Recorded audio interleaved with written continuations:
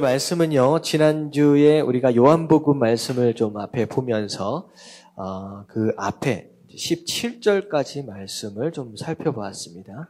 자, 오늘은요, 이제 예수님께서 마지막 잡히시기 바로 전날 밤에, 이제 우리 교재 어디를 보시면 되냐면 96페이지입니다. 96페이지. 96페이지.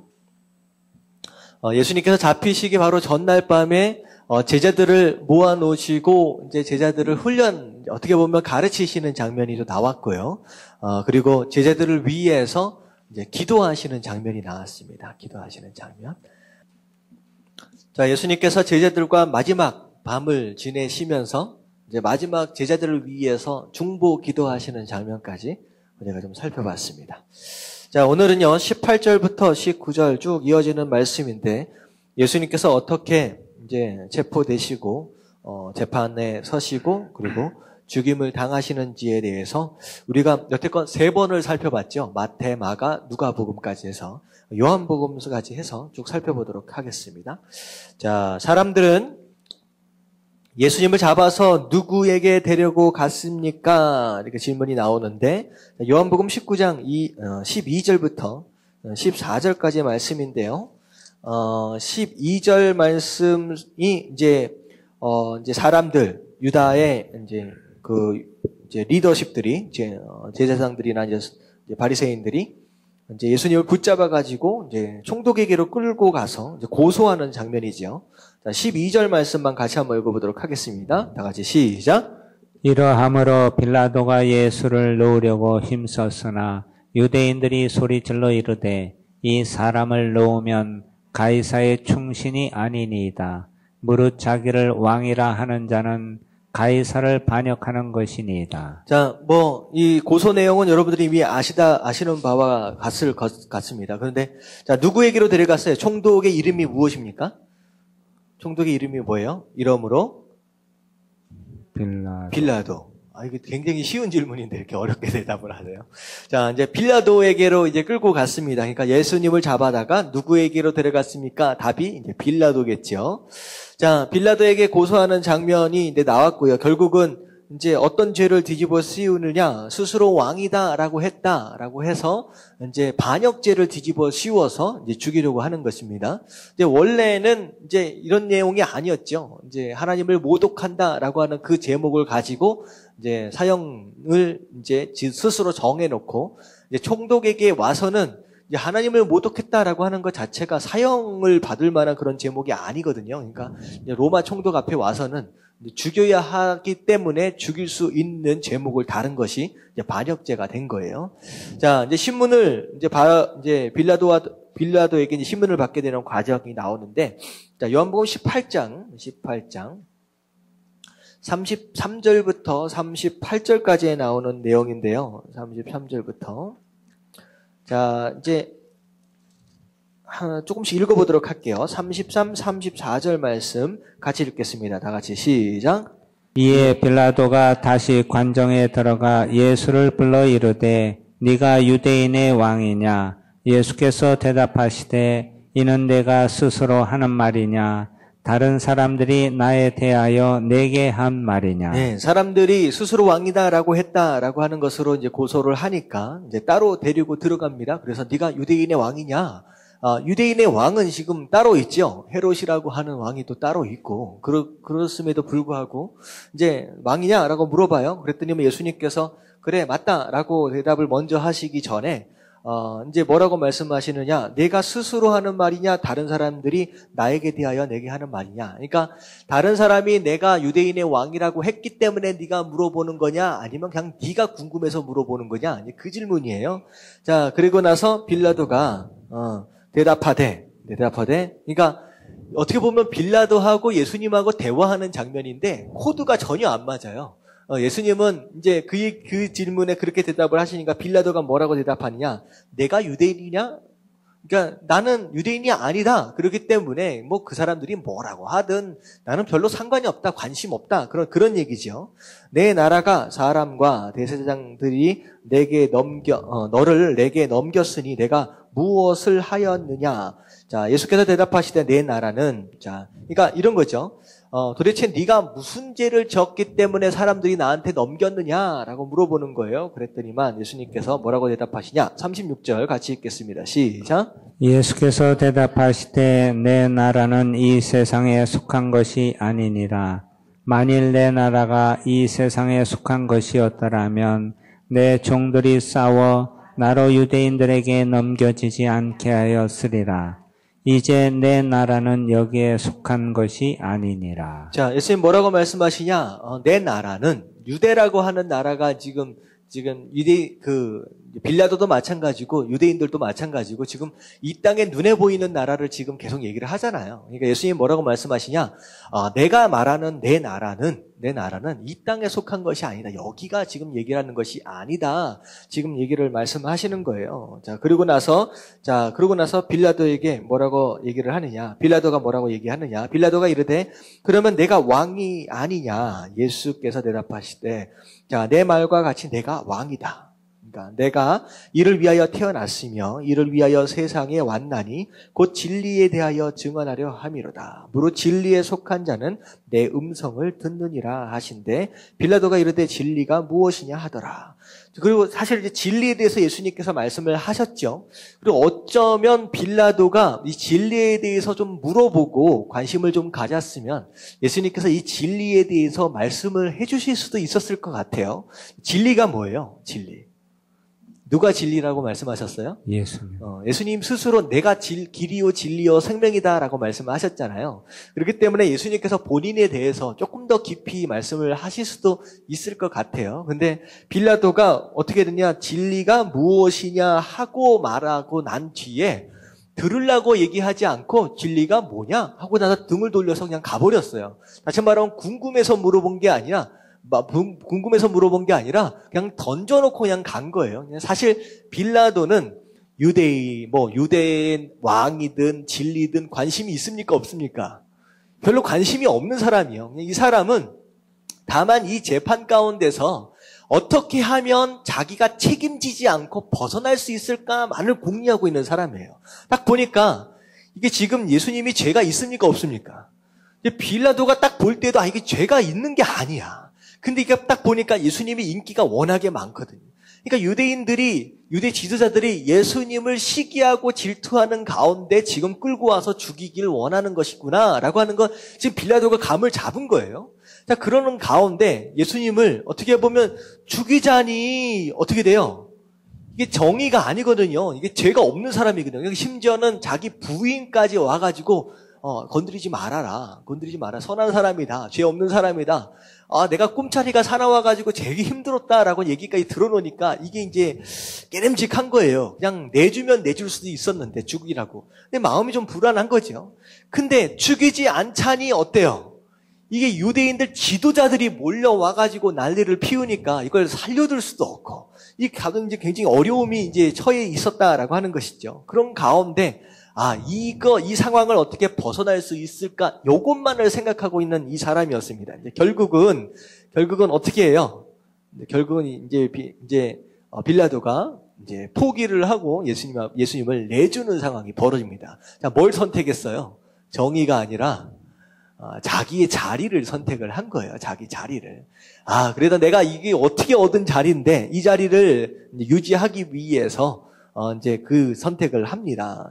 근데 나중에 보면요, 빌라도가 그 자기 자리를 오래 못 지켜요. 이제 성경에는 나와 있지 않지만 역사적으로 이렇게 보면 빌라도가 이제 얼마 안 있다가 또 조금 이제 이 자리에서 이제 떠나게 되고 이제 결국은 자살해서 죽었다라고 하는 그런 내용이 또 있습니다. 그러니까 결국은 자기가 지키려고 했던 그 모든 것들이 결국은 이제 다 잃어버리고 목숨까지 잃어버리는 그런 안타까운 이제 인생이 되어버리죠. 자, 그 질문을 이렇게 볼게요. 자, 빌라도는 마음에 내키지 않았지만 어떻게 재판을 했습니까? 자, 제가 말씀드린 대로 이제 고민하다가 결국은 예수님을 내어주는 장면이 벌어지는데, 자, 그 사이에 등장하는 사람이 이제 누구예요? 바라바라고 하는 이제 사람이 이제 등장을 하잖아요. 그래서 이제 사실은 이 사람도 강도입니다. 죽을 수밖에 없던 사람이었는데 이제 거기서 이제 예수님이 대신 돌아가시게 되고, 이제 그 사람은 풀려나게 되지요. 그런 식의 이제 재판이 이루어지는 가운데 결국은 예수님이 이제 십자가에 못 박혀 돌아가시게 됩니다. 자, 그 밑에 있는 질문을 볼게요. 예수님은 죽으실 때 마지막으로 어떤 말씀을 하셨습니까? 구체적으로 말씀이 이루어진 것 하나를 든다면 무엇입니까? 자, 요한복음 19장, 자, 30절 말씀만 한번 볼게요. 30절 말씀. 다 같이 읽겠습니다. 시작. 예수께서 신 포도주를 받으신 후에 이르시되 다 이루었다 하시고 머리를 숙이니 영원히 떠나가시니라. 예수님께서 이제 숨을 거두시기 바로 직전 모습입니다. 신 포도주를 받으셨다라고 하는 이 내용인데요. 이게 사실은 학자들마다 조금 이제 해석이 조금씩 달라요. 이 신 포도주가 두 가지 해석이 있습니다. 첫 번째는 이 신포도주가 약간의 술로서 약간의 마취 효력이 있는 것으로 이제 얘기를 하는 학자들이 있어요. 그래서 지금 십자가에 못 박혀 있는 상황이기 때문에 얼마나 고통스러워요. 이제 사람이 못에 박혀 매달려 있는 상태니까 이거는 이제 너무나도 잔인한 모습이죠. 근데 굉장히 큰 고통이 있기 때문에 사람이 이제 술에 취하면 좀 제정신이 아니잖아요. 해롱해롱해 있는 상태가 되잖아요. 그러니까 아마도 이게 이제 약간의 어떻게 보면 이제 죄수들을 위한 자비예요. 자비로움으로 약간 취하도록 해가지고 고통을 좀 덜어주기 위한 것이 아니었겠느냐라고 하는 그런 식의 또 해석이 있고요.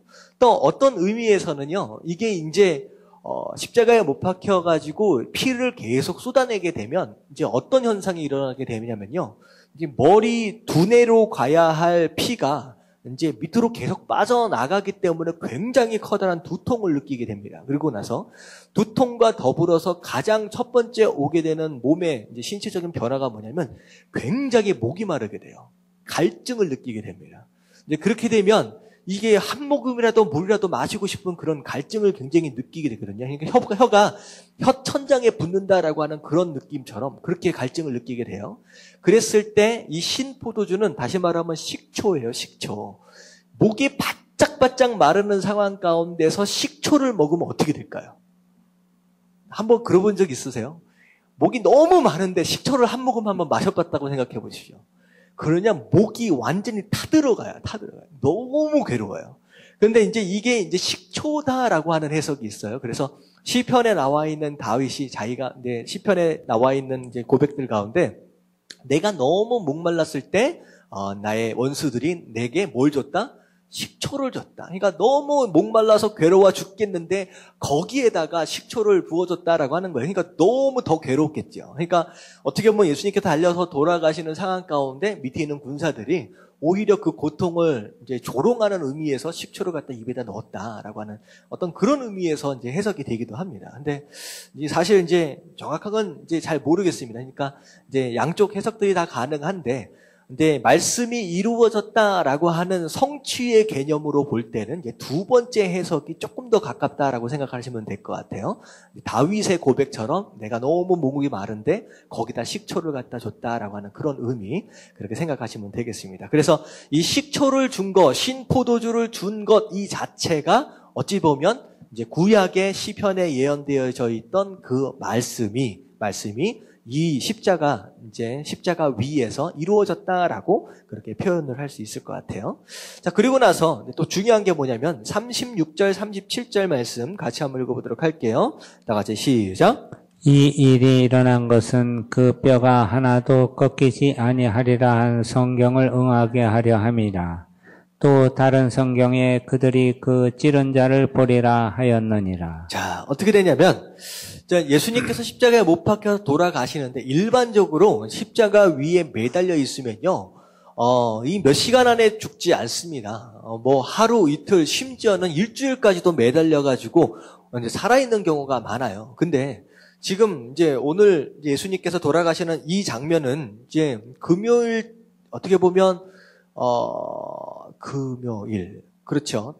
금요일 날 일어난 거잖아요. 근데 이게 뭐 어떻게 되는 거냐면요, 그 다음 날이 6월절이에요.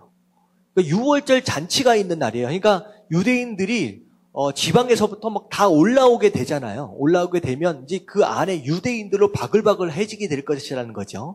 근데 유월절 잔치가 있기 바로 전날은 아직 유대인들이 막 이제 들어오기 바로 직전이라는 거예요.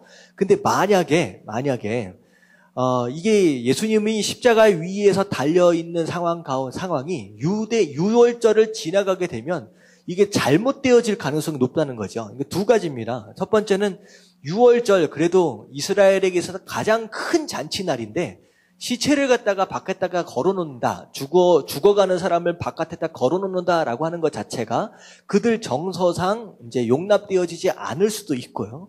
심지어 뭐까지도 유념할 수 있느냐?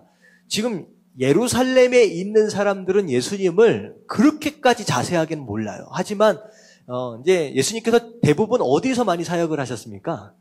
갈릴리 지역에서 사역을 많이 하셨잖아요. 근데 시골에 있는 사람들이 유월절을 지키기 위해서 딱 올라오고, 만약에 그 사람들 가운데 예수님의 추종자들이 막 몰려오게 되면 이제 무슨 일이 벌어질 것 같아요? 매달려 있는 예수님, 그리고 예수님의 추종자들이 우글우글 거린다라고 한다면 이 예루살렘이 이제 발칵 뒤집히게 된다는 거죠. 여러 가지 정치적인 이유들이 있어요. 그래서 어떻게 하기로 했냐? 유월절 되기 전에 내리자. 그냥 매달아 놨다가 그냥 죽이자라고 한 거예요. 그래서 어떻게 했냐면, 이제 일반적으로 십자가에 매달린 사람을 빨리 죽이기 위해서 이제 강행하는 것이 무엇이냐면요. 이제 무릎을 부러뜨리는 거예요. 무릎을. 그러니까 어떻게 되냐면, 매달려 있는 가운데 사람이 이제 매달려 있으면 이제 축 늘어지잖아요. 그러면 어떻게 해서 죽냐면, 피를 많이 흘려서 죽는 게 아니라, 아파서 죽는 게 아니라 숨을 모셔서 죽는데요. 어떻게 되냐면, 이게 쭉 매달리면 사람이 이렇게 축 처지잖아요. 그러면 여기 밑에 있는 횡격막 자체가 이렇게 위로 올라갑니다. 그러면 허파가 이제 밑에서 자꾸 차 올라니까 허파가 좁아지는 거예요. 그러니까 숨쉬기가 굉장히 곤란해지는 거예요. 그렇기 때문에 매달리는 사람이 숨을 쉬기 위해서 못이 박혀있는 발에다가 힘을 줘가지고 이제 중간중간 끌어올립니다. 엄청 아프겠죠. 근데 끌어올려서 숨을 쉬고 점점점 내려가고, 또 끌어올려서 숨을 쉬고 점점 내려가. 이런 고통을 몇 시간씩 며칠씩 하는 거예요. 그러다가 죽는 거예요. 근데 이제 어떻게 되냐면, 이 밑에 있는 무릎을 쳐가지고 부러뜨리면 더 이상 짚고 올라갈 수 없기 때문에 늘어진 상태에서 숨을 모셔서 죽는 거예요. 그래서 이제 이제 저치를 취하기 위해서 이제 군사들이 양쪽에 있는 이제 강도들의 무릎을 다 쳐가지고 부러뜨려요. 그러고 나서 예수님에게 가가지고 부러뜨리려고 딱 하다 보니까 예수님이 이미 어떻게 된 상태예요? 돌아가신 상태가 된 거예요. 이제 그때 시간이 이제 오후 3시 정도로 생각을 하시면 되겠습니다. 그래서 오전 9시 십자가에 못 박히신 다음에 오후 3시까지 한 6시간 정도로 매달려 계시다가 이제 돌아가신 거예요. 자, 근데 그 상황 가운데서 이제 부러뜨리려고 하다가 죽었구나라고 생각하고 가지고 있는 창으로 예수님의 옆구리를 찔러가지고 여기 있는 이제 피와 물을 다 쏟아내는 상황 가운데서 그냥 죽었는지만 확인하게 됩니다. 이게 말씀이 이루어진다라고 하는 것이 이제 이게 굉장히 큰 의미가 있는데, 유월절 어린 양으로 예수님께서 잡혀서 돌아가시게 되거든요. 근데 유월절 어린 양, 이게 언제 있어졌던 이제 처음 이제 장면이냐면요. 출애굽 있기 바로 직전 10번째 재앙이 이제 장자가 죽는 재앙이에요. 근데 그 장자가 죽는 재앙을 피하기 위해서 이제 뭘 명령을 하셨느냐? 문에 임방과 설주에 뭘 바라라? 피를. 어린 양의 피를 바라라. 이게 무슨 의미예요? 누구의 피를 상징하는 거예요? 예수님. 이 예수님의 피를 상징하는 거예요. 근데 그 피를 보면 죽음의 사자가 넘어갈 것이다. 유월이라고 하는 뜻이 한자로 넘어간다, pass over 이런 뜻이에요. 그래서 유월절 그렇게 얘기를 하는데, 그때 양의 피를 이제 바르고 나서 잡은 양을 어떻게 해야 하느냐? 삶아서 먹는 거예요. 이제 구워서 먹든 삶아서 먹든 요리를 해서 먹는데, 어떻게 해야 하느냐? 절대 뭐 하면 안 돼요? 관절을 꺾으면 안 돼요. 그러니까 어린 양을 잡을 때 절대 관절을 꺾지 말고, 만약에 이제 삶아서 먹으면 솥 안에 넣을 때 어떻게 넣어야 돼요? 이렇게 접고 해가지고 관절이 꺾어지지 않게끔 해가지고 넣어서 통째로 삶아가지고 음식을 합니다. 이제 요리를 이제 구워서 할 때도 마찬가지입니다. 그게 어린 양이 잡혀서 죽게 되는 어린 양이 예수님을 상징하는 거예요. 그래서 절대 관절을 꺾지 말라라고 하는 이유가 뭐냐면 예수님께서 십자가에 올라가서 못 박혀 돌아가실 때 어떻게 되세요? 관절이 꺾어져요? 안 꺾어져요? 안 꺾어요. 꺾어지지 않아요. 그러니까 그 말씀이 그대로 응하게 되기 위해서 예수님의 관절이 꺾어지면 안 되는 거예요. 그러니까 만약에 이런 거죠. 그 참 말씀이 이루어지는 것도 참 재밌어요. 생각해 보세요. 십자가가 이렇게 있으면 예수님이 양쪽에 강도가 있었다라고 한다면 예수님이 어디에 매달려 계십니까? 가운데 매달려 있습니다. 그리고 어떻게 보면 영화 같은 데 보면요. 예수님이 조금 더 큰 십자가에 못 박혀 돌아가시잖아요. 어떻게 보면 성경적으로 꼭 그렇지 않을 수 있어요. 그냥 강도들 사이에 죄인으로서 돌아가셨기 때문에 그렇게 십자가가 다른 강도들보다 더 컸다 그런 의미는 사실 이제 생각하기 쉽지 않습니다. 근데 여기서부터 무릎을 갖다가 깬다라고 했을 때 여기서부터 첫 번째 무릎을 깼으면 그 다음에는 누구 무릎을 깨야 돼요? 그 다음에 예수님이에요. 근데 이 병사가 이쪽을 깨고 왜 건너뛰고 난 다음에 이쪽을 깨고 이쪽도 창으로 찌를 바에는 그냥 이거 때리면 되잖아요. 근데 왜 이거를 안 하고 이걸 찔렀느냐? 결국은 뭐가 되기 위해서? 말씀이 이루어지기 위해서예요. 그러니까 예수님을 우리가 말씀을 통하여서 메시아구나, 그리스도구나라고 우리가 확신할 수 있는 이유는 뭐냐면 그냥 누가 그리스도다라고 막 주장하니까 그게 아니라 구약에 나와 있는 하나님의 말씀, 예언되어지는 이 모든 것들이 예수님을 통하여 다 어떻게 되었다? 다 이루어졌다라고 하는 것을 보기 때문에 그것 때문에 우리가 예수님을 그리스도다라고 구원자다라고 부른다라고 하는 거예요. 그래서 명백하게 나와 있습니다. 말씀이 응했다라고 하는 거. 특별히 다른 복음서도 마찬가지지만 요한복음도 마찬가지고 꼭 이런 일들이 있을 때마다 말씀이 응하게 하기 위해서라고 하는 토를 꼭씩 달아요. 이게 뭐냐면 예수님이 그리스도다라고 하는 것을 강조하고 그것을 통하여 증명하기 위해서. 그래서 이제 이 세 번째 질문은 그 얘기입니다. 예수님이 그리스도다라고 하는 걸 증명하기 위해서 말씀이 이런 식으로 다 이루어졌다. 하나라도 이루어지지 않았다라고 한다면 예수님이 그리스도입니까? 아닙니까? 아니에요. 그래서 나중에 우리가 이제 6월절 어떤 그런 모습들을 우리가 좀 살펴볼 텐데 결국은 6월절 안에 예수님이 들어가 계세요. 거기에 예수님이 이 땅에서 어떻게 돌아가시느냐, 그리고 심지어는 제사의 어떤 그런 형태를 보고 영문 밖에서 돌아가시는 어떤 그런 형태들, 그런 것들이 이제 다 나와 있죠. 그리고 그 패션 오브 크라이스트라고 혹시 영화를 보신 적 있으세요? 패션 오브 크라이스트라고 감독이 누구죠?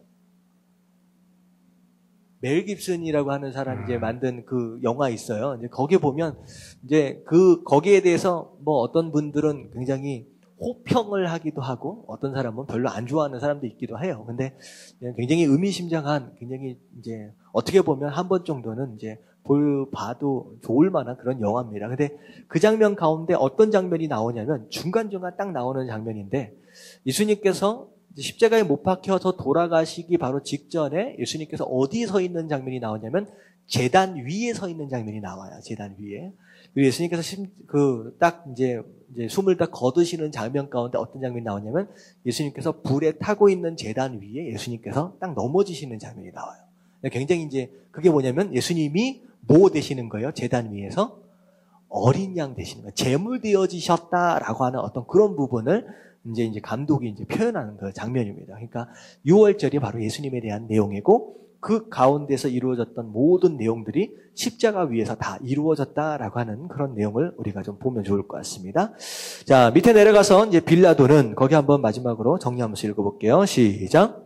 빌라도는 무지한 예수님을 심판하면서 본인은 의식하지 못하지만 결과적으로 자신에 대해서는 유죄의 심판을 동시에 내리고 있습니다. 진리를 아는 예수님과 진리를 알지 못하는 빌라도 사이에 묘한 긴장 관계가 있습니다.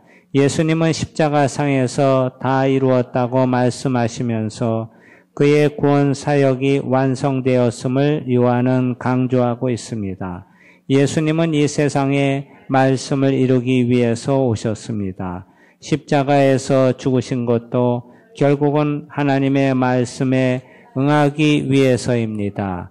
예수님의 죽음은 세상 인간들의 죽음과는 근본적으로 다릅니다. 예수님의 죽음은 하나님에 의해 세상이 창조되기 전에 하나님과 함께 가졌던 영광의 자리로 돌아감을 의미합니다. 네, 거기까지 좀 정리를 하고요. 자, 그 다음에 예수님께서 십자가에 못 박혀 돌아가시고 나서, 그게 이제 3시 정도 됐다라고 한다면, 4시나 한 5시 정도 돼서 예수님께서 이제 장사를 이제 지내시게 되는데, 이제 형식적인 장사를 지낼 수밖에 없었죠. 왜냐하면 이제 해가 딱 지는 순간서부터 그게 토요일이 돼버리는 거예요. 이게 안식일이 돼버립니다. 그렇기 때문에 유대인들은 안식일 날 절대 일하면 안 되거든요. 해가 바로 지기 직전까지 이제 장사가 대충 치러지고 세마포로 대충 이렇게 염이라고 보통 하잖아요. 염이 이렇게 이루어진 다음에 이제 아리마대 사람 요셉의 무덤에 이제 묻히시게 이제 되시죠. 자, 그리고 나서 예수님께서 이제 언제 부활하셨어요?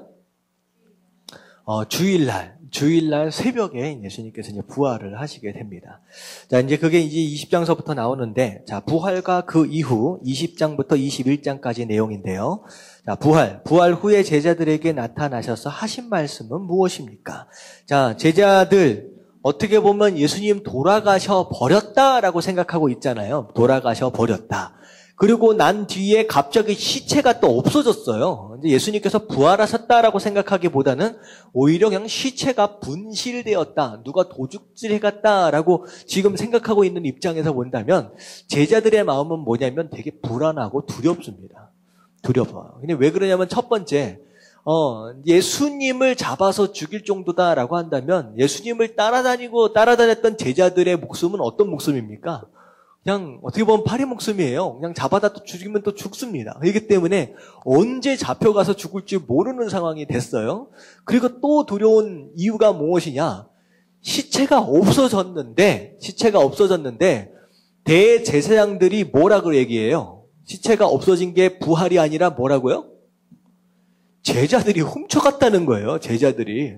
그 졸지에 뭐가 돼버렸어요? 시체를 건드려서는 안 되는 반역죄로 인해서 지금 이제 돌아가셨잖아요. 그러니까 반역죄인의 시체를 무단으로 도적질한 누명을 지금 쓴 거죠. 그렇기 때문에 어떻게 보면 로마 군사들이나 유다 병장들이 지금 누굴 찾고 있습니까?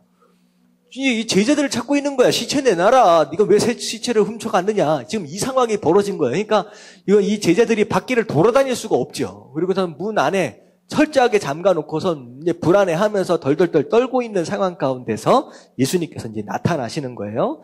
자, 요한복음 20장 19절 말씀 같이 읽겠습니다. 시작. 이날 곧 안식 후 첫날 저녁 때 제자들이 유대인들을 두려워하여 모인 곳에 문들을 닫았더니 예수께서 오사 가운데 서서 이르시되 너희에게 평강이 있을지어다. 자, 뭐라고 말씀하셨어요? 처음 말씀하신 것이 평강이 있을지어다. 이게 원어로 얘기하면 샬롬 하는 내용이에요. 샬롬. 평강이 있을지어다. 그러니까 두려워하지 말라는 거예요. 걱정하지 말라는 거예요. 평안해라. 염려하지 말라. 그 말씀을 예수님께서 먼저 하셨다는 거죠. 이게 어떤 의미가 있느냐면요. 여러분이 예수님 입장이 한번 돼봤다라고 생각을 해보세요. 예수님을 잡히시던 그날 밤, 자, 제자들 다 어디 갔어요? 다 어디 갔어요? 도망가요. 그냥 말씀대로, 양들이 다 흩어질 것이다 라고 하신 말씀대로 이 제자들 다 도망갔어요. 다 도망갔어요. 그러고 나서 심지어는 어떤 상황이 됩니까? 십자가에 못 박혀 매달려 계실 때 제자들 다 어디 있어요? 십자가 밑에 있었습니까? 없었어요. 어떻게 보면 요한이라고 하는 사람만 아마 이제 같이 있었을 것 같다라는 생각이 드는데 제자 한 사람만 빼놓고 여자들만 빼놓고 전부 다 도망갔어요. 여러분들이 선생이라고 생각해 보십시오. 선생이라고 생각하고 제자들이 그렇게 내가 3년 동안 그렇게 가르치고 그렇게 이제 동고동락하면서 가르쳤던 그 제자들이 죽는 그 순간 전부 다 도망갔다고 생각하면 자, 그리고 나서 부활한 다음에 그 제자들을 딱 만났다고 생각해 보십시오. 그러면 뭐 한마디 하고 싶어요? 이런 배신자들.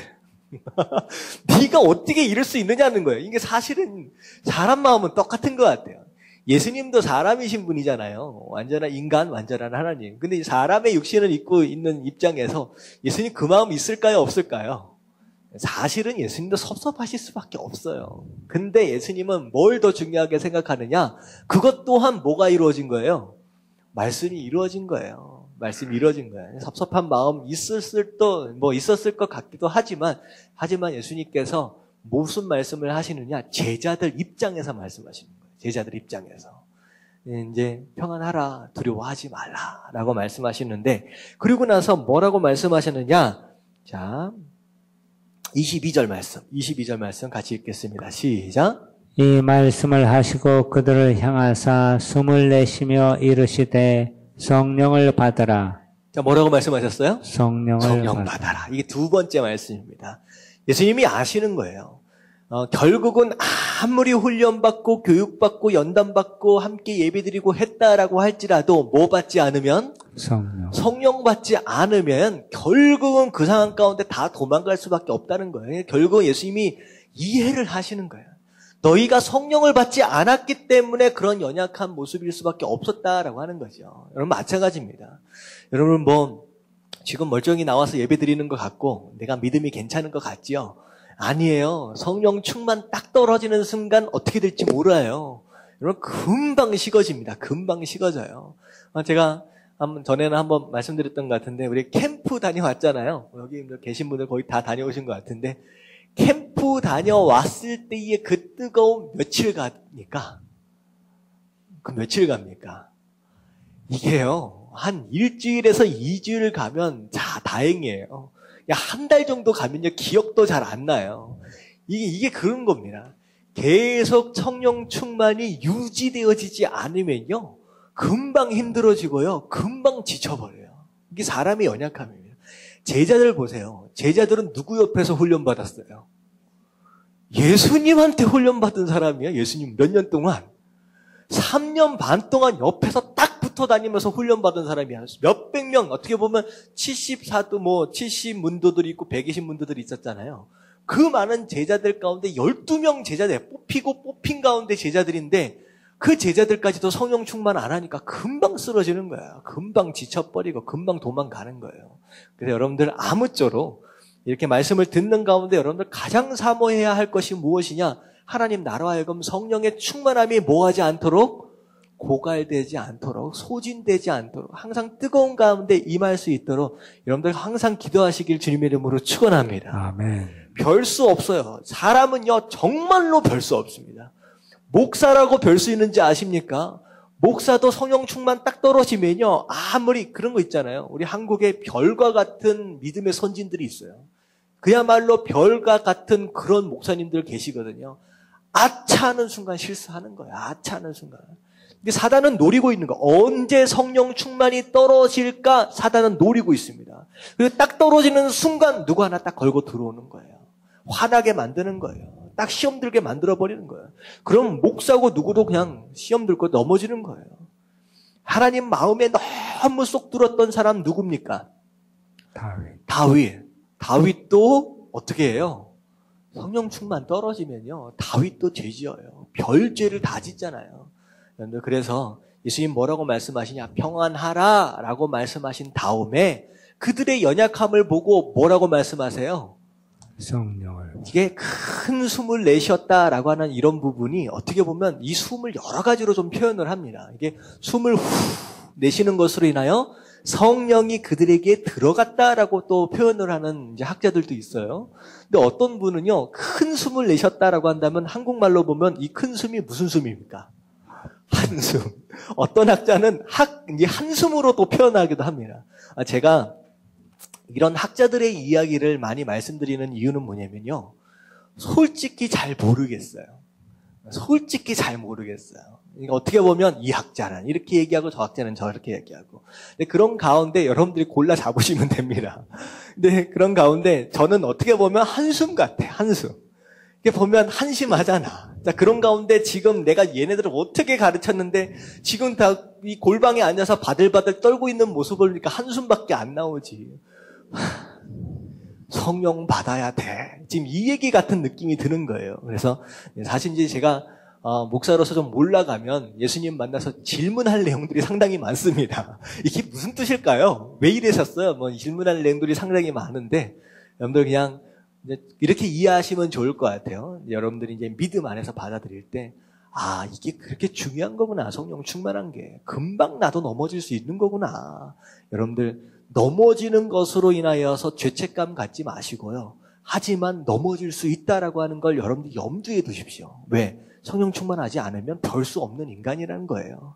예수님 뭐라고 말씀하시냐? 성령 받아라. 자, 그리고 말씀하신 다음에, 그 다음에, 하필이면 어떤 사람이 있었느냐? 예수님이 처음 나타나셨을 때, 꼭 거기에 없는 사람이 있어. 없는 사람이. 처음 나타났을 때 예수님 제자들끼리 다 모였었는데, 뭐 때문에 거기 없었는지 누가 없었어요? 도마. 이 도마라고 하는 사람이 잠깐 화장실을 다녀왔는지 잠깐 일부러 갔다 왔는지 그 자리에 없었던 거야. 여러분들 자리를 좀 지키십시오. 이게 너무 중요해. 꽉 없어가지고 딴 말에 딱 예수님 제자들이 예수님 만나고 나서 도마한테 얘기를 하는 거예요. 내가 예수님 만났다. 우리 예수님 봤다. 이 도마가 뭐라 그래요? 내가 보기 전에는 내가 그 못자국 만져보기 전에는 뭐 하겠다? 뭐 하지 못한다? 난 절대 믿지 못한다. 지금 이 얘기를 하고 있는 거예요. 나 보여달라. 하여튼간 없었으면 미안한 줄 알아야지. 하여튼 그런 믿음들이 또 있어요. 보여달라. 그랬더니만 예수님 참 감사하게 또 나타나셨어. 그리고 나서 예수님께서 보여주세요, 안 보여주세요? 보여주셔. 그리고 한번 넣어봐라. 이 못자국에 손 넣어봐라. 예수님께서 어떻게 보면요. 우리가 죽으면 천국 가잖아요.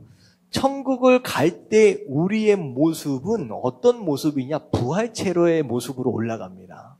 여러 가지 해석들이 가능하지만 이제 완전한 모습으로 올라가요. 완전한 모습. 그러니까 어떻게 보면 지금은 내가 허리도 아프고 어리도 아프고 여러분들 허리 아픈 상태에서 천국 올라가서 산다고 생각해 보십시오. 이 별로 천국 같지 않을 거 아니에요. 천국 갈 때는 다 나아서 올라가요. 완전한 하나님의 그런 모습으로 부활체로 올라가요. 근데 천국에 딱 올라갔더니 사도 요한이 고백한 거예요. 사도 요한이 딱 천국을 보고 왔더니 천국엔 다 완전해. 다 완전해. 근데 누구 하나만큼은 알아볼 수 없을 정도로 망가져 있는 모습에 누군가 있대요. 그게 누굴까요? 예수님이에요. 예수님 채찍 맞으시고 십자가에 못 박히고 돌아가신 그 어린 양, 그 상처받았던 그 어린 양의 모습만큼은 예수님만큼은 흠집이 남아있는 모습으로 천국에 있대요. 사도 바울이 고백한 겁니다. 그러니까 우리는 다 완전해. 하나도 안 아파. 안경 쓸 필요도 없어요. 저 안경 벗고 이제 올라가서 살 거예요. 어디 다리도 이 무릎도 멀쩡할 겁니다. 막 위에서 가서 축구도 하고 난리가 날 겁니다. 근데 누구만큼은 예수님만큼은 그분만큼은 이 손에 못자국을 그대로 가지고 계신다. 요한 계시록에 나와 있는 말씀입니다. 누구 때문에? 우리 때문에.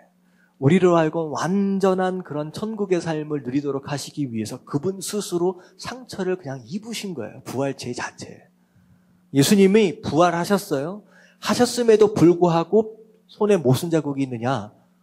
못자국과 창자국이 있는 거예요. 만져봐라. 집어넣어봐라. 말씀하시는 거예요. 그 모습으로 예수님 천국에 지금 계십니다. 그랬을 때 도마가 뭐라 그래요? 내가 믿겠습니다. 그지야 내가 믿겠다. 그리고 나서 예수님께서 이제 굉장히 중요한 말씀을 하고 계시는데, 자, 요한복음 20장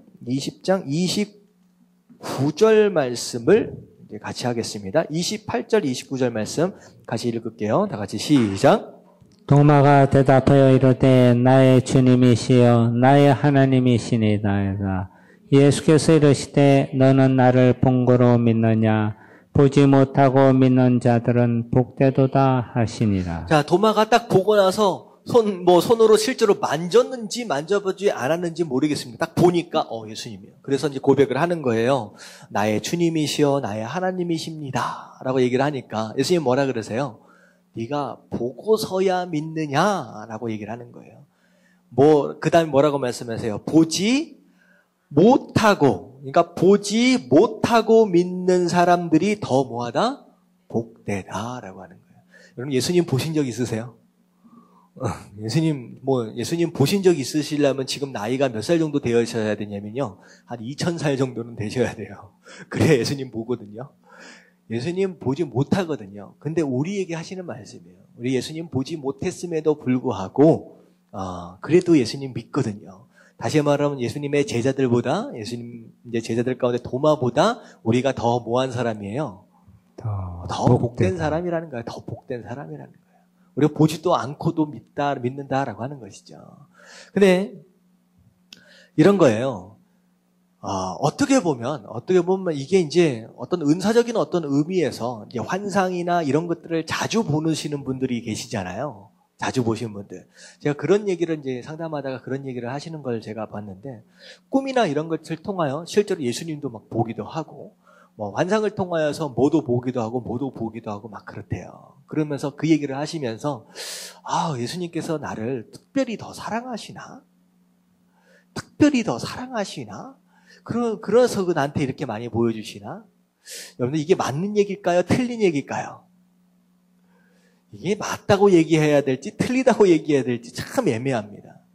여러분들 그 사람에게 그걸 보여주시는 이유가 뭘까요? 저는 이제 여러 가지로 해석할 수 있을 것 같은데, 보지 않고는 뭐 하지 못하기 때문에? 믿지 못하기 때문이에요. 여러분, 보지 않고도 믿을 수 있는 그 믿음이 있는 사람에게 환상을 왜 보여주시겠습니까? 여러분, 굳이 그런 은사를 자꾸 받으려고 애쓰지 마십시오. 뭐가 더 귀하다? 환상이든 뭐든 그런 것이든 그냥 보지 않고 말씀에 있기 때문에 그냥 믿을 수 있는 그 믿음을 가진 것이 훨씬 더 귀하다는 거예요. 그래서 잘 생각해야 돼요. 뭐 봤다 뭐 했다 신기할 필요가 없어요. 오히려 반대입니다. 저도 다 봐봤어요. 하나님께서 그런 인사들을 이렇게 허락하셔요. 심지어는 제가 저쪽에서 사역할 때 여러분 실제로 기도할 때 하나님의 손이나 이런 것들을 제가 본 경험들이 있습니다. 환상 같은 걸 다 본 적이 있어요. 근데 별로 중요하지 않아요, 그거. 중요하지 않아요. 심지어 여러분들 귀신하고 이야기해 본 적 있으십니까? 귀신하고? 제가 학교에서 클래스 가운데 그런 클래스가 있어요. 귀신하고 이야기해서 쫓아내는 클래스가 있어요. 맨 처음에는 장로교 출신들, 목사님들이 굉장히 불편해합니다. 이게 무슨 성경에 이런 얘기가 어디냐. 근데요, 그 안에 있는 귀신을 끌어내가지고 서로 이야기합니다. 너 이름이 뭐냐? What's your name? 하고 물어봐요. 그러면 지가 지 이름을 얘기합니다. 너 왜 들어갔느냐? 제가 지난주에 말씀한 게 바로 그 얘기예요. 쓰레기를 치워야 파리가 떠난다. 바로 그 얘기입니다. 너 왜 있느냐? 쓰레기 때문에 있대. 쓰레기 때문에 있대. 그래서 그걸 할 때 이 귀신은 절대 안 나갑니다. 절대 쓰레기가 치워지기 전에 안 나가요. 그래서 그 가운데 서로 이야기하면서 그 안에 있는 그 사람과 이야기를 하면서 결국은 그 쓰레기를 담아서 예수님께 올려드려요. 청소가 돼요. 그러면요, 귀신한테 이야기합니다. 더 있을 이유가 있느냐 없느냐. 없대요. 그럼 나가. 그러면 나가요. 여러분 이런 일들이 여러분들 되게 이상한 것 같죠? 여러분들 제가 해봐서 압니다. 다 있을 수 있어요. 근데 그런 신기한 것들이나 이런 것들을 봐야 하나님이 계시고 귀신이 있구나라고 하는 걸 믿는 것보다 보지 않고 말씀에 있기 때문에 믿는 거, 이게 훨씬 더 귀한 믿음인 줄로 믿습니다. 아멘. 여러분 이거 우리가 확실히 해야 돼요. 이상한 바람 불면 안 돼요. 그거 쫓아가지 마십시오. 네. 그래서 말씀대로 귀신이 나와서 어쩌고저쩌고 말하는 거 떠나서 말씀대로 쓰레기를 치워라 라고 말씀하셨으니까 과감하게 치워보는 거예요. 자꾸 마음 가운데 불평하고 원망하고 미워하고 막 이런 마음이 있으면 이게 다 쓰레기거든요. 빨리 치워버리면 귀신이 떠나가는 게 여러분들 느껴지십니다. 그 믿음으로 가는, 말씀을 믿는 그 믿음으로 하나님을 체험하는 것이고 그 믿음이 훨씬 더 복되다라고 말씀하시는 거예요. 그래서 세상 사람들은 자꾸 눈에 보이는 거, 이런 거 재밌는 거, 이런 거 좋아하지 마시고 여러분들 말씀 안에서 믿음으로 반응하시길 주님의 이름으로 축원합니다. 아멘. 아멘. 자, 밑에 우리 정리 한번 읽어볼게요. 부활하신 예수님은 다 같이 시작. 부활하신 예수님은 다시 제자들에게 찾아오셔서 그들에게 평강과 성령을 약속하십니다. 이것은 예수님의 관심과 모든 사역이 제자들에게 초점을 두었음을 말하는 부분입니다. 특히 예수님은 도마를 통해서 진정한 믿음은 표적을 보고서가 아닌 말씀을 믿음으로써 생겨남을 결론적으로 강조하십니다. 또 많은 예수님 이후에 예수님을 보지 않고 믿는 후대의 사람들에 대한 본보기가 된다는 점에서 중요합니다. 이것은 요한복음의 결론이기도 합니다. 네, 결국은 요한이 말씀을 기록한 이유가 무엇이냐면요. 말씀을 통하여 믿어라는 거예요. 믿어라는 거예요. 그래서 요한복음을 기록한 목적이 무엇입니까? 라고 나와 있는데 요한복음 20장 30절부터 31절까지 한번 읽겠습니다. 요한복음 20장 30절부터 31절까지 다 같이 시작. 예수께서 제자들 앞에서 이 책에 기록되지 아니한 다른 표적도 많이 행하셨으나 오직 이것을 기록함은 너희로 예수께서 하나님의 아들 그리스도이심을 믿게 하려 함이요 또 너희로 믿고 그 이름을 힘입어 생명을 얻게 하려 함이니라. 네, 요한 같은 이제 이분은 내가 이걸 쓴 이유에 대해서 그냥 정확하게 얘기를 하고 있습니다. 자, 이것을 기록해서 어떻게 뭘 알고자 하기 위해서 예수님이 누구라고요? 하나님의 아들 그리고 그리스도임을 믿도록 하기 위한 것이다라고 하는 게 첫 번째 목적이에요. 그래서 그 예수님을 믿음으로 말미암아 우리에게 뭘 얻게 하기 위해서? 생명을 얻게. 네, 우리가 구원받도록 하기 위해서 이 말씀을 썼다라고 정확하게 얘기하고 있습니다. 자, 그리고 나서 예수님이 베드로에게 주신 마지막 사명은 무엇입니까? 요한복음 21장 15절부터 17절까지 나오는 말씀인데요. 자, 이것도 이제 사실 여러 가지로 또 해석되어질 수 있는 이야기예요. 근데 제가 이제 해석에 대한 어떤 그런 문제에 대해서는요. 제가 이 본문을 예배 가운데 설교로 다룰 때 제가 좀 더 명확하게 좀 설명을 드리겠습니다. 이게 굉장히 좀 중요한 의미들이 좀 있기 때문에 흘러가면서 제가 몇 가지만 좀 터치를 할게요. 예수님 뭐라고 말씀하시냐? 베드로야, 네가 나를 사랑하느냐? 라고 물으세요. 사랑하느냐? 15절부터 나오는 얘기입니다. 자, 그랬더니만 예수님 그 제자들과 이제 베드로가 뭐라고 얘기하느냐? 이제 사실 이 질문은 어떻게 보면 베드로 입장에서 보면 좀 이제 어떻게 보면 불편한 질문이에요.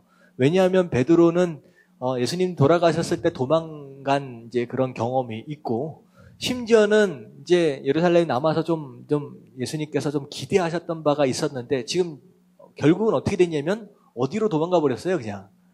갈릴리로 고기 잡으러 가버렸어요. 애들 데리고. 이제 자기 제자들 다 데리고, 예수님 제자들 데리고 몇몇들.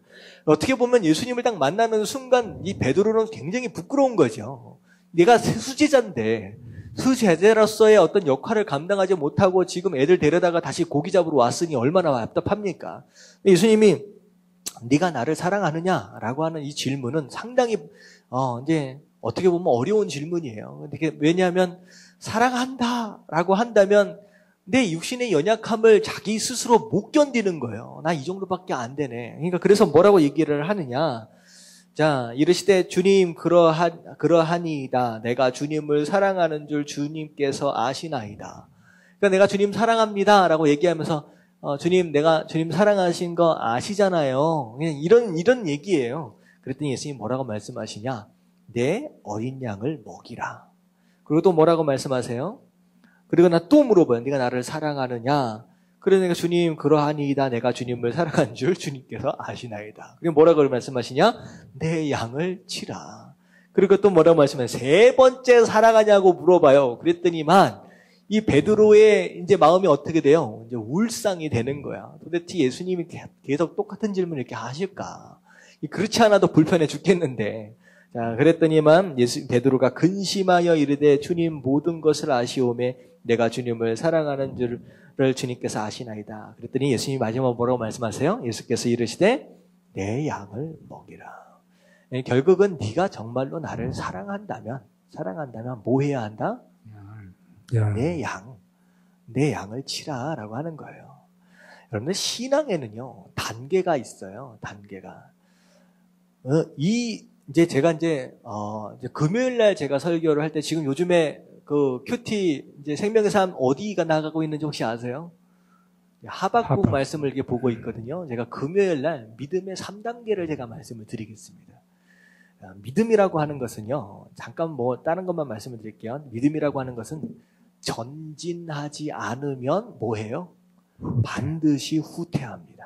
반드시 후퇴합니다. 이거는요, 진리예요, 진리예요. 이게 이제 사도 바울이 쓴 서신서들을 한번 보십시오. 절대 전진하지 않으면 후진합니다. 그러니까 믿음이라고 하는 건 예배를 통하여 얻는 하나님의 감동과 은혜들이 있어요. 자, 그런 가운데 그러니까 하나님은요, 끝이 없으신 분이에요. 제한이 없으신 분이에요. 하나님 안으로 깊이 들어가면 들어갈수록 우리 삶 가운데, 우리 마음 가운데 끊임없는 만족함이 계속 채워집니다. 근데 예배 가운데 깊이를 우리가 이제 어느 정도 제한하는 것으로 인하여서 멈춰 있으면요, 우리가 거기에 만족함으로 인해서 머물러 있는 게 아니라 어느 순간 지겨워져요. 무슨 얘기인지 아세요? 예배에 더 이상 감격이 없어지는 순간이 일어납니다. 예배가 지루해져요. 그러니까 깊이 들어가는, 그러니까 하나님과의 관계 안에서 깊이 들어가려고 하는 그런 노력들이 있지 않으면요, 어느 순간에 처음에는 예배 가운데, 말씀 가운데 막 감격이 있고, 아, 그렇구나라고 하는 이런 내용들이 있었는데 어느 순간 지루해지기 시작해요. 그거는 뭐가 문제냐? 말씀이 문제예요? 내가 문제예요? 그러면 여러분, 이게 문제예요. 마음이 문제예요. 사실 제 말씀은요, 솔직히 제가 이런 말씀을 해서 제가 죄송한데, 더 좋아지고 있어요. 이런 얘기를 하면 진짜 이건 또 녹화되는데 제가요, 말씀을 통하여 깨달음이라는 이런 것들이 하나님 주시는 막 그런 것들이 많아요. 그래서 말씀을 통하여 주시는 게 저는 너무나도 흥분되고 막 감격스럽습니다. 제가 말씀을 준비하는 순간만큼 감격스러운 순간이 없어요. 이게 이런 게 있구나라고 하면서 제가요, 설교 본문을 처음부터 끝까지 이 본문 내용을 처음부터 끝까지 제가 딱 칠 때요, 단 한순간도 쉬지 않고 칩니다. 하나님께서 말씀을 읽는 가운데 막 주시는 감동들이 있어요. 근데 그 감동들이 아차 놓쳐버리면요, 딱 놓치더라고요. 그래서 거의 설교 본문을 처음부터 끝까지 딱 쓰는데 단 1분도 한 점 팔지 않고 1시간 반 정도에 딱 써요. 그리고 나서 일주일 동안 계속 묵상하면서 정리를 합니다. 근데 그 1시간 반 그 시간이요, 저에게는요, 너무 감격스러운 순간이에요. 이런 말씀이 막 깨달아지고 보여지고 막 그런 순간 제가 막 흥분돼요. 그래서 말씀 준비하는 그 순간만큼 가장 즐거운 시간이 없어요. 근데 그러기 때문에 제가 말씀이 점점점 좋아진다라고 하는 얘기가 무엇이냐? 제가 그 감동이 점점점 더 강력해지기 때문이에요. 여러분, 그거 못 느끼십니까? 느끼시죠? 아멘. 이게 공감이 딱 되어지고 딱 참게 맞아요. 저는 그래요. 하나님께서 주신 어떤 그런 말씀에 대한 내용들이요, 요즘 들어서 점점 강력해지기 시작합니다. 그래서 저는 막 거기서 흥분하거든요. 말씀 막 준비하면서. 그리고 나서 사실 이제 금요일 저녁 이제 정도 되면요, 제가 막 이제 발광이 나요. 이 말씀을 내가 잘 전해야 될 텐데. 그런 거 있잖아요. 하나님께서 저에게 말씀을 주실 때 감동이 있고 감격이 있거든요. 그것을 우리 성도님들한테 잘 전해지면 제가 느꼈던 그 감동과 감격이 같이 느껴질 수 있었으면 좋겠다라고 하는 그런 소원이 있거든요. 그렇기 때문에 금요일 저녁 정도 되면 약간 발광이 나요. 이걸 잘 전해야, 여기서 이런 느낌이 있었는데 나는 이것을 함께 느꼈으면 좋겠다라고 하는 그런 기대들이 있습니다. 여러분, 목사가요, 이렇게 말씀을 준비해요. 여러분들 예배 가운데 나올 때 이런 기대로 나왔으면 좋겠습니다. 아멘. 할렐루야. 아멘. 하나님은 그런 마음인 것 같아요. 이 말씀을 받고 내 백성들인 우리 성도님들이 이렇게 감격을 받고 이렇게 살아봐야 되겠구나라고 정말로 결단하고 막 힘을 받고 나갈 수 있으면 너무 좋겠다. 저는 그런 기대가 있고 하나님도 그런 기대가 있는 것 있으세요. 여러분들이 그런 기대를 가지고 오시면 얼마나 좋겠느냐라고 하는 거. 그래서 저는 그런 감동 가운데 막 말씀을 준비하는 가운데 있는데 여러분들이 그걸 준비하셔야 돼요. 그렇지 않으면요, 어느 순간 아무리 좋은 말씀이다라고 할지라도 지루해지기 시작합니다. 지루해지기 시작해요.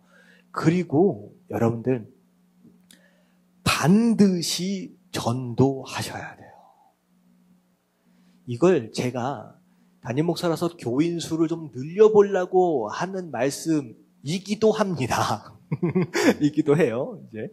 근데 중요한 건 뭐냐면 전도하지 않으면 반드시 후퇴합니다. 여기서 뭐라고 얘기하시느냐? 네가 나를 정말로 사랑하면 결국은 뭐 해야 돼요? 양을 쳐야 돼요. 여러분들 양이 있어요? 지금 여러분들이 먹이고 있는 양이 있느냐는 거예요. 여러분들이 먹이고 있는 양이 없으면 반드시 후퇴합니다. 지쳐요. 양이 있어야 돼요. 내가 정말 눈물 뿌려가면서 위로해서 기도하면서 그렇게 애쓰고 전도해가지고 길러보려고 애쓰는 그 누군가가 없으면 반드시 후퇴합니다. 이거는 제가 장담합니다. 그거 없으면요 반드시 후퇴합니다. 그게 사실은 우리가 해야 할 궁극적인 여기 교회 안에 존재하는 궁극적인 이유예요. 그것이 이루어지지 않으면 마지막 순간 우리가 바라봐야 할 그 목적 자체를 향하여 나아가지 않고 있으면요 반드시 지루해지고 반드시 식기 시작하고 지치기 시작합니다. 네. 여러분들 이게 신앙의 단계가 있어요. 여러분 성장하기 위해서는요 그렇게 하셔야 돼요. 제가 누구라고 얘기를 안 하고 싶은데 우리 교회에 누군가 있어요. 자매가 있는데 항상 얼굴이 어두워. 그래서 이 고민 저 고민 참 어려워하고 있는 자매가 한 분 있어요. 근데 그 자매를 어떻게 했으면 힘주고 용기 주려고 뭐 해보려고 이 발강 저 발강 다 해봤는데요. 소용이 없어. 똑같아. 집에 가면 또 힘들다 그러고 어렵다 그러고. 근데요 요즘에 딱 보니까 점점 얼굴이 밝아지기 시작해. 뭐 때문에 밝아지는지 아세요? 자기 때문에 전도되어지는 사람이 옆에 있는 거야. 자기 때문에 오는 사람이 한둘씩 있는 거야. 그러니까요, 막 그렇게 죽겠다라고 했던 잠도 못 자가지고 너무 힘들어했던 자매예요. 이렇게 불면증 때문에 너무 힘들어하고. 근데요, 요즘 얼굴이 너무 밝아졌어. 여러분들 이런 겁니다. 지금 상태에서 예배 잘 드려보겠다라고 하는 것은요, 결국은 무슨 얘기냐면 수비하는 거예요. 수비. 여러분 수비는 해봤자 뭐? 본전. 여러분들 공격하지 않으면요 금방 지치기 시작합니다. 여러분들 전쟁을 해야 돼. 영혼들과 싸워서 데리고 오고 그 영혼들을 위해서 기도하고 이런 모습들이 있어야 돼요. 그렇지 않으면요 여러분 반드시 후퇴합니다. 예수님 뭐라고 말씀하시느냐? 내 양을 먹여라. 그게 네가 나를 사랑한다라고 하는 것에 대한 고백의 열매다라고 얘기를 하는 거예요. 여러분 예수님 사랑하시는 분 아멘 하십시다. 아멘. 예수님 여러분들 때문에 형체를 알아보지 못한 어린 양의 모습으로 계세요. 그분은 영원히 그렇게 사셔요. 왜냐하면 그분은 그것을 감내를 하셨어요. 무엇 때문에? 우리를 사랑하시기 때문에. 우리는 완전한 모습으로 올라갑니다. 어린 양 그분만큼 흠이 있는 모습으로 남아 계시는 거예요. 우리가 그분을 사랑하지 않는다라고 한다면 이게 말이 안 되잖아요. 그분을 정말로 사랑하신다라고 한다면 여러분들에게 맡겨주신 양을 먹이고 치시는 저 여러분들 되시기를 주님의 이름으로 축원합니다. 아멘. 아멘. 자, 밑에 한번 해보겠습니다. 가장 좋은 믿음은 시작. 가장 좋은 믿음은 무엇입니까? 그것은 예수님을 보고서가 아닌 말씀을 통해서 믿는 믿음입니다. 이것이 요한이 우리에게 강조하고 있는 부분입니다. 만약 후대 사람들이 예수님을 보고서 믿으려고 한다면 아무도 믿지 못할 것입니다. 보지 않고 믿는 믿음으로 말씀을 전하고 가르치는 일에 충실해야 합니다. 베드로를 통하여 주신 말씀을 먹이고 치는 사명은 오늘날 우리가 기억해야 할 우리의 사명이기도 합니다. 우리는 말씀이 육신이 되어 오신 주님을 우리가 받은 말씀을 통해서 잘 이해할 수 있습니다. 기록된 말씀을 통해 우리 믿음의 지경을 넓혀야 합니다. 네, 어떻게 보면 온전하고 건전한 믿음은 무엇으로부터 비롯되어야 한다? 말씀으로부터 비롯되어야 한다라고 하는 거예요. 그래서 이상한 거, 신기한 거 그런 거 쫓아다니지 마시고 뭐 봤다, 뭐 했다, 그거 신기해하지 마십시오. 다 볼 수 있는 거예요. 하나님 보여주시면. 그래서 말씀 위에 굳게 서시는 저와 여러분들 되시길 주님의 이름으로 축원합니다. 아멘. 자, 그 다음 장에 보면 한 가지만 더 보고 이제 우리 정리하도록 하겠습니다. 자, 요한복음의 특징은 예수님 스스로 나는 누구다라고 이제 정의하시는 내용들이 많이 나와요. 자, 이제 첫 번째부터 한번 읽어볼게요. 다 같이 시작. 나는 생명의 떡이다. 자, 무슨 말씀입니까? 떡이라는 건 음식이에요. 그래서 나를 먹으면 어떻게 된다는 거예요? 산다. 생명을 얻는다. 예수님을 먹는다. 무슨 뜻이에요? 예수님이 곧 말씀이다 말씀하셨기 때문에 뭐예요? 우리가 말씀을 먹어야 산다라고 하는 그런 뜻이겠죠. 자, 두 번째 다 같이 시작. 나는 세상의 빛이다. 자, 빛의 특성이 어떤 특성이 있습니까? 어두운 것을 밝힌다라고 하는 거예요. 우리 삶이 어두워요. 우리의 어두운 삶을 사는데 우리가 예수님을 만나면 우리의 삶이 밝아져서 우리가 보이기 시작한다라고 하는 거. 창세기 1장에서 우리가 살펴봤죠. 1장 1절에서. 자, 두 번째, 나는 시작. 나는 문이다. 자, 무슨 문이에요?